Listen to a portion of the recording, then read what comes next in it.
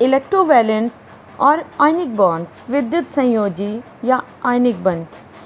Electrovalent या ionic bond को समझने से पहले हम लोगों के लिए इसके कुछ टर्म्स का समझना बहुत ज़रूरी है, जैसे ions, cations, anions, ionization potential या ionization energy, electron affinity, electronegativity, electronegative elements, electropositive elements, metals, non metals, metallic nature, electrostatic forces और इलेक्ट्रॉन डॉट सिंबल या लेविस सिंबल एक्सेट्रा।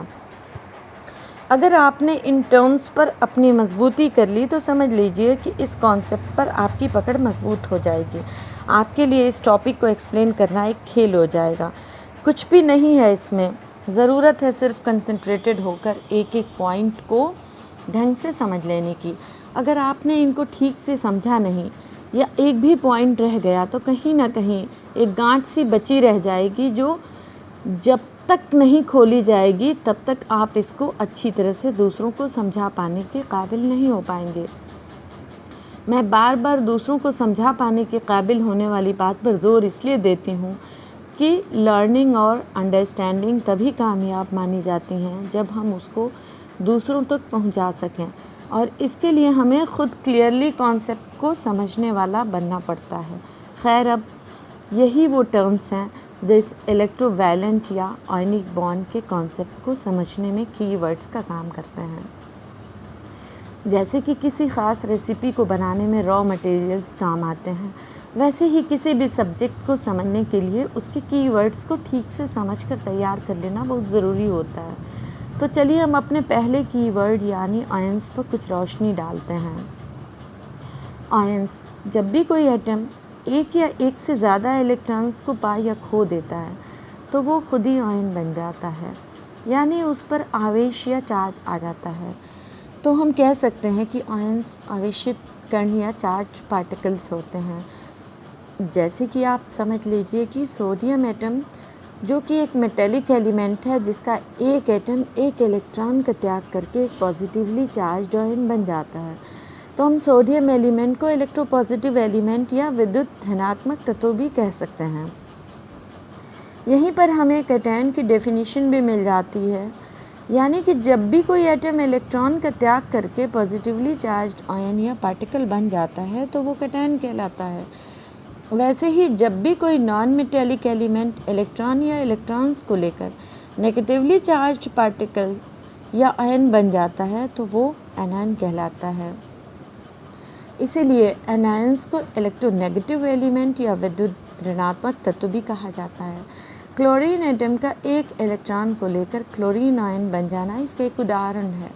अगर इसी तरीके से आप वर्ड्स तक का पोस्टमार्टम करके समझेंगे तभी कॉन्सेप्ट की बारीकी आपकी समझ में आ पाएगी। अब चूँकि कैटायंस और एनायंस एक दूसरे के अपोजिटली चार्ज होते हैं तो जाहिर सी बात है कि वो एक दूसरे को अट्रैक्ट करेंगे ही करेंगे। तो इसके लिए उन्हें एक फोर्स ऑफ अट्रैक्शन की ज़रूरत होती है जो यहाँ काम करने लगता है, और उसका नाम होता है इलेक्ट्रोस्टैटिक फोर्स ऑफ अट्रैक्शन। और यही बल या फोर्स उनके दरमियान एक रिश्ता या एक पुल कायम कर देता है, जिसे हम इलेक्ट्रोवैलेंट बॉन्ड या आयनिक बॉन्ड भी कहते हैं।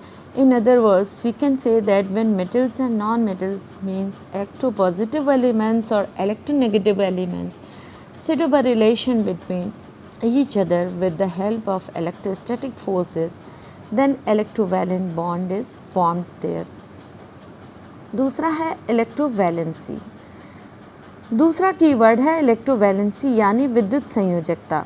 जब भी कोई एटम या एलिमेंट बॉन्ड फॉर्मेशन के लिए जितने भी इलेक्ट्रॉन्स का लेन या देन करता है यानी लूज़ या गेन करता है, उन्हीं इलेक्ट्रॉन्स को हम विद्युत संयोजकता कहते हैं।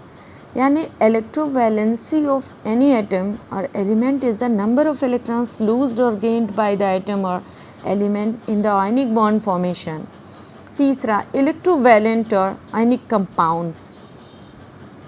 जब भी किसी एलिमेंट का एक एटम किसी दूसरे एलिमेंट के दूसरे एटम को इलेक्ट्रॉन देता है या उससे इलेक्ट्रॉन लेता है, तब इलेक्ट्रॉन्स के इस ट्रांसफ़र के फलस्वरूप एक इलेक्ट्रोवैलेंट या आयनिक कंपाउंड बन जाता है। It means the electrovalent or ionic compounds are formed in the result of transferring of electrons of one atom of an element to one atom of the other element.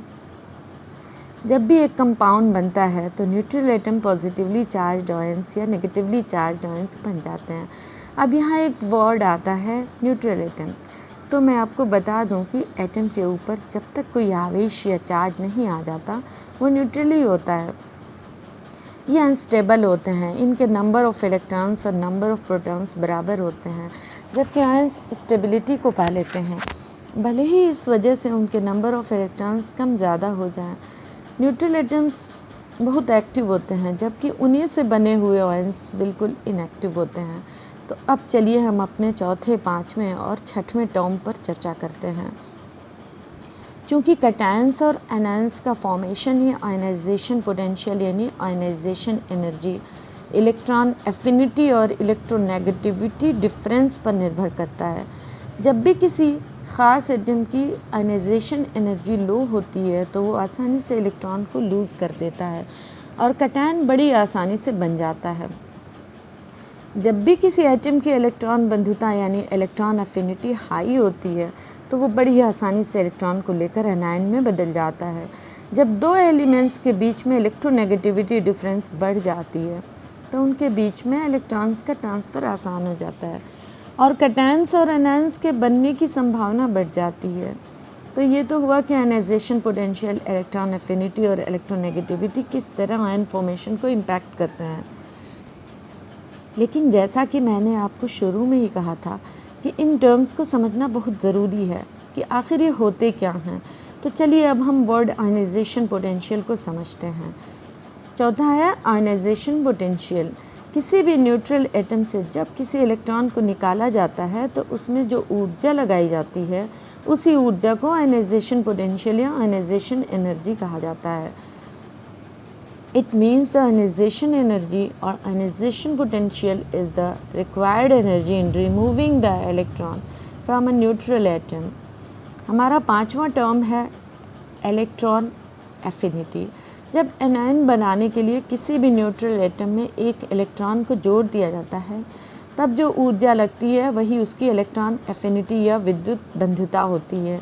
यानी एक electron को अपनी तरफ खींचने की जो क्षमता होती है वही है electron affinity. That is during the formation of a negative ion from a neutral atom the capacity shown by an atom और change in energy is its electron affinity. हमारा छठवां पॉइंट है इलेक्ट्रोनेगेटिविटी। किसी भी एटम या परमाणु की electronegativity या विद्युत ऋणात्मकता उसकी वो क्षमता या कैपेसिटी है जिससे वो कोवैलेंट बॉन्ड में से शेयर्ड पेयर ऑफ इलेक्ट्रॉन्स को अपनी तरफ खींच लेती है।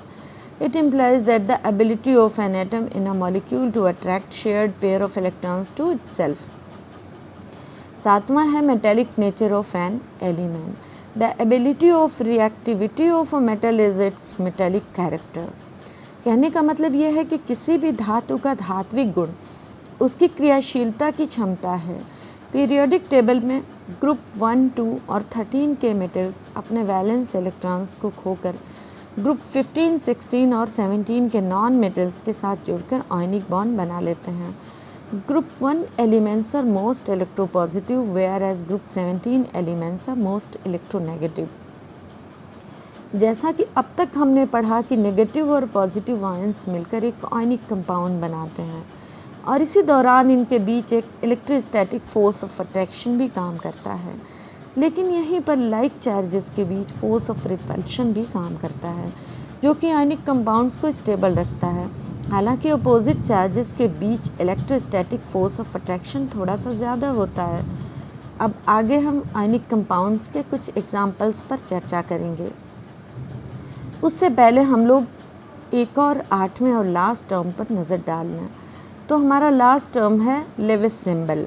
किसी भी एटम का इलेक्ट्रॉन डॉट सिंबल या लेविस स्ट्रक्चर उसके आउटर मोस्ट शेल में उपस्थित इलेक्ट्रॉन्स का रिप्रेजेंटेशन होता है जो डॉट्स, सर्कल्स या क्रॉसेस से डिनोट किया जाता है। ये सारे स्ट्रक्चर आपको पीडीएफ में मिल जाएंगे। डिस्क्रिप्शन में मैं उसका लिंक डाल दूँगी, आप उनकी प्रैक्टिस ज़रूर कर लीजिएगा। अभी तो आप मेरी बातों को गौर से समझने की कोशिश करिए क्योंकि अब तक जो कुछ मैंने आपको पढ़ाया है उसमें किताबी भाषा से हटकर बिल्कुल सिंपल वे में एक एक पॉइंट को एक्सप्लेन किया गया है। अभी आपके ऊपर है कि आप उससे कितना सीख सकते हैं और कितना सीखना चाहते हैं। मैं आपको एश्योर करती हूँ कि अगर आपने इतने पॉइंट्स को अपने अंदर सोख लिया तो आप अपनी टेक्स्ट बुक के इस कॉन्सेप्ट को समझने के काबिल ज़रूर हो जाएंगे। अब आइए मैं आपको कुछ आयनिक कंपाउंड्स के स्ट्रक्चर बनाकर दिखाती और एक्सप्लेन करती हूँ। रिटन फॉर्म्स आपको मेरे ब्लॉग, जिसका लिंक मैं डिस्क्रिप्शन में डाल दूँगी, उसमें भी मिल जाएंगे। वीडियो थोड़ी लंबी हो रही है, इसलिए एक एग्ज़ाम्पल है कैल्शियम ऑक्साइड कंपाउंड का, जिस पर हम लोग अपनी नेक्स्ट वीडियो में चर्चा करेंगे। Good bye.